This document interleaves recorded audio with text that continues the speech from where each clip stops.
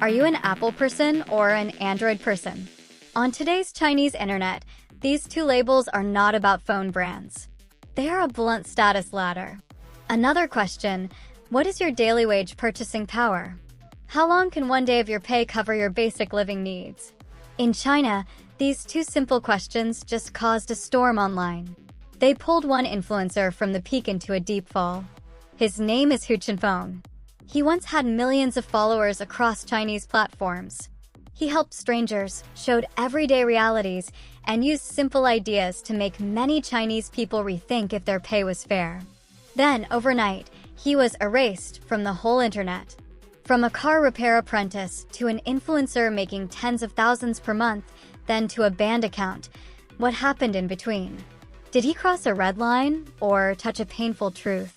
Today, I will tell you the roller coaster story of Hu Qinfeng. Why did his every move shake China's internet, and why do many people call him one of the most influential young voices in recent years? Hu Qinfeng's resume reads like a legend. He was born in a regular family in Zhenjiang, Jiangsu, and finished high school. In his youth, he worked as an apprentice in a car repair shop. The job was hard and the pay was low. He also worked on factory lines, seeing the struggle of low-paid labor firsthand. These Android life experiences gave him a deep sense of social inequality. Short video platforms changed his path. Around 2020, he began posting everyday life videos on Douyin and Bilibili. The style was plain and close to the ground, focused on small city life.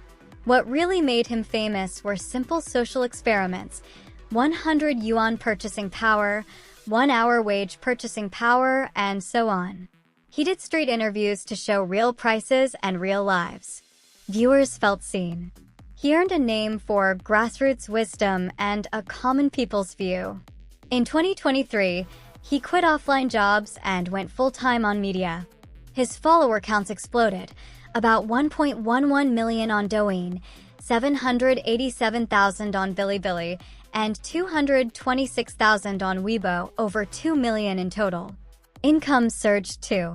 In a live stream, he said tips and custom videos pushed his monthly income over 600,000 renminbi.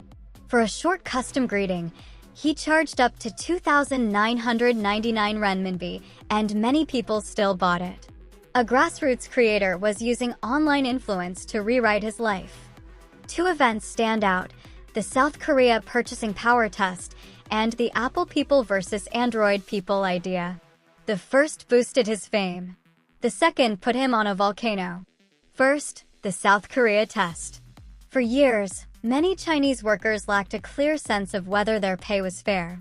Online, a rumor said South Korea's prices were too high, so people there had weak purchasing power. In mid-2024, Hu did a simple test. He flew to a Seoul supermarket. He tried to buy as much as he could with 1 day of a low-wage worker's pay in South Korea, about 410 renminbi. Many guessed he would only afford some vegetables. But he filled a cart with pork, eggs, fresh produce, and rice. The final bill was about 415 renminbi. He had a cart piled high, then laid it all out on the ground like a small hill. For Chinese viewers, it was a direct picture: how far one day's pay can go elsewhere. At the end, he gave all the food to an elderly lady selling snacks outside, and she gave him some cakes back. The video won praise. It let many young viewers see the outside world more clearly, tearing a thin layer off the window. South Korean media later noted this when reporting his ban, and some expressed regret. Then came the Apple versus Android fight. In the summer of 2025, during a live stream debate, Hu suddenly said to a caller, "That's typical Android logic, Android person, Android education, Android quality, Android attitude." In his mouth, Android no longer meant an OS. It meant low-end, backward, loser. Apple, in contrast, meant high-end, elite, successful lifestyle. He used phone brands to rank people. He kept playing this game. In later calls, he would first ask, "What phone do you use?" If the caller said Android, he might laugh and say, "Too much noise, I can't hear you." That won't happen on an iPhone. Then hang up. If the caller said iPhone, he switched tone at once. The double standard was stark. It was rude but catchy, so the meme spread. Are you Apple or Android became a hot topic. People made jokes. Subway riders are Android. Tesla drivers are Apple. Starbucks is half Apple. Eating street food is Android. It looked like a national game. He pushed it further. Almost everything became Apple versus Android. Homes. Shiny and large equals Apple Home. Cramped and old equals Android Home. Cars. Tesla, BMW equals Apple Car. Cheap domestic cars equals Android Car. Degrees. Top schools equals Apple degree. Junior college equals Android degree. Even cats. Pricey pedigree equals Apple cat. Rescued street cat equals Android cat. He also ranked cities. He told young people not to stay in cities without Sam's Club. He set 4 Apple City rules. 1. A Sam's Club. 2. An Apple Store. 3. A large international airport with direct flights to the US, Japan, Australia, etc. 4. At least 10 metro lines. Only then, he said, is a city truly good for young people. This angered many people in smaller cities. Despite the backlash, his numbers kept rising. By May 2025, some viewers tipped him tens of thousands in one go. Reports said he earned about 110,000 renminbi in tips that month. He also sold custom blessing videos with the line, "May you be more like an Apple person," priced from 999 renminbi to 2,999 renminbi. He claimed he sold over 100 in a month, pushing income above 600,000 renminbi. But at the peak, risk grew. He even bragged on stream, "I make 110,000 renminbi a month. 90% is your tips. How many of you pay 30,000 renminbi in tax each month like me?" At the time, youth unemployment was high. For many, his Apple/Android talk felt like salt in the wound. To them, he was no longer a truth teller. He was a creator who looked down on ordinary people. The Apple/Android labels hit nerves: elite versus underclass, rich versus poor. The fight fed the algorithm. The money kept coming, and he stood in the center of this arena. In the end, the Apple versus Android ladder became the last straw. By mid-September 2025, his Weibo, Douyin, and Bilibili accounts were all banned. Content was wiped. There was no official notice at first, but the actions said enough.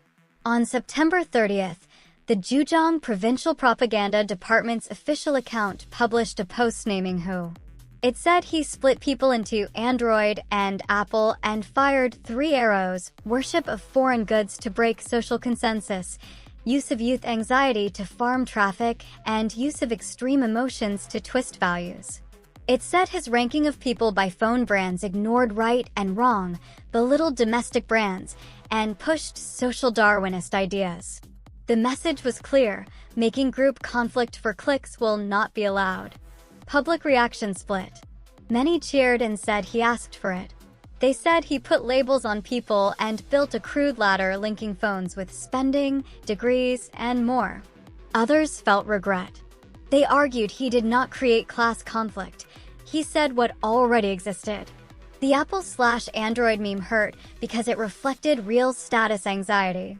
On China's internet, poverty is a sensitive topic. The state prefers positive narratives. In that light, both exposing poverty and flaunting wealth can trigger control if they stir negative moods. Foreign media also covered it. The New York Times called it a snapshot of China's online space. The BBC noted rising public pessimism and said the ban showed an effort to steer attention away from inequality. From officials to the public to overseas outlets, the Hu Qifeng moment sparked debate. In 2 years, Hu went from grassroots creator to a major voice in the arena to a full ban. The story feels surreal, but it reflects real parts of China's internet and social mood: a hunger for truth, the madness of traffic, and tight control over sensitive themes. Hu fell, but talk about inequality, class anxiety, and speech limits did not end. His rise and fall is a mirror. It shows public tension and restlessness. As a saying goes, he did not create the divide, he pulled off the bandage. What lies under that bandage deserves a long look from each of us. What do you think? Do you cheer for what he did, or feel sorry for him? Do you think he crossed the line, or spoke a hard truth that was not welcome?